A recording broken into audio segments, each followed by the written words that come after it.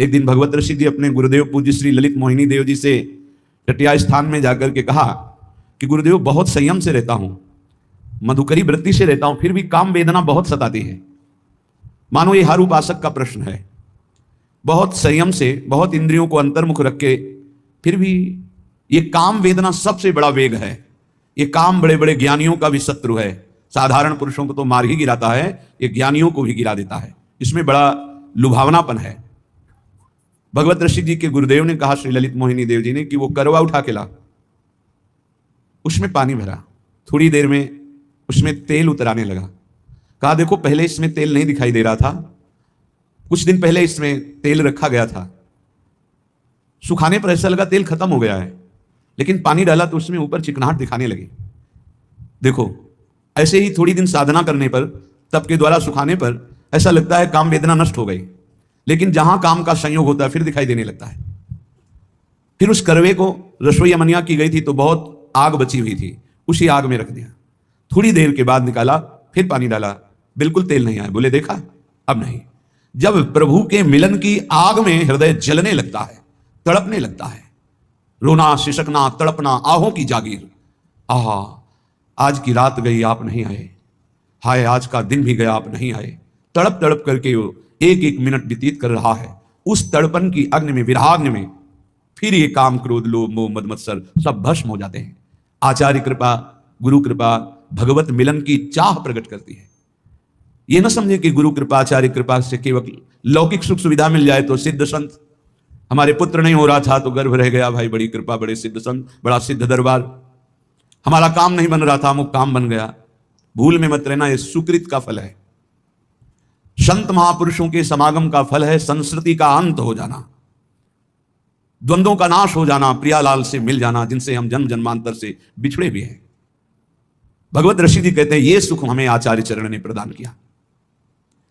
सायन कहते हैं भाष्यकारों को वेदों का, शास्त्रों का, पुराणों का बहुत ज्ञान है, बड़ी कीर्ति है, बड़े महाजन सम्मान प्रतिष्ठा भी है, पर यदि प्रभु से प्रेम नहीं तो इसका क्या होगा? शास्त्रों का व्याख्यान कर लेना, पुराणों का व्याख्यान कर लेना, समाज में कीर्ति प्रतिष्ठा धन वैभव महिमा प्राप्त हो जाना, क्या है इससे? अगर प्रभु के नाम में प्रीति नहीं, धाम में प्रीति नहीं, लीला में प्रीति नहीं, प्रभु के लिए रोना नहीं आया तो मिला क्या? शरीर छूटने के बाद न तुम्हारी कीर्ति जाएगी, न पैसा जाएगा, न ज्ञान जाएगा। ज्ञान वही जागृत होता है जो भगवत अनुराग में या आत्म प्रीति में, और ये सब भूल जाता है, पढ़ा लिखा ज्ञान भूल जाता है। जैसे गर्भ में भी तो ज्ञान हुआ था, भगवान ने हमें ज्ञान दिया था, हे नाथ अब की बार मां के गर्भ से बाहर करो, बाहर निकलकर इतना तप पूर्वक भजन करूंगा कि दोबारा किसी मां के गर्भ में ना आऊं। लेकिन जब बाहर आए कहां कहां कहां भूल गया वो ज्ञान। फिर लग गए मयूर मोर तोर तय माया, जही बस कीन्हे जीव निकाया, भूमि परत भा ढावर पानी, तिम जीव ही माया लपटा। फिर भूल गए। ज्ञान किस काम का? जो विस्मरण करा दे। शुद्ध ज्ञान बोध है, शुद्ध ज्ञान भगवत प्रेम है। जोग कुजोग ज्ञान अज्ञानू, जान ही राम प्रेम पर धानु। भगवत ऋषि जी कह रहे बड़े बड़े शास्त्रों का ज्ञान होना, पुराणों का ज्ञान होना, मान प्रतिष्ठा मिलना, वैभव होना, ये सब है, भगवत प्रीति नहीं है, भगवान के लिए रोना नहीं आया, निरंतर स्मृति नहीं है, तो जीवन का कोई विशेष लाभ नहीं। प्रिया प्रीतम के अनन्य भाव में जो डूबे हुए रसिकाचार्य महाजन हैं, इनकी शरणागति मात्र किशोरी जी के चरणों में प्रेम प्रदान करती है। पर शरणागति होती मन से, वचन से, कर्म से, स्वयं से।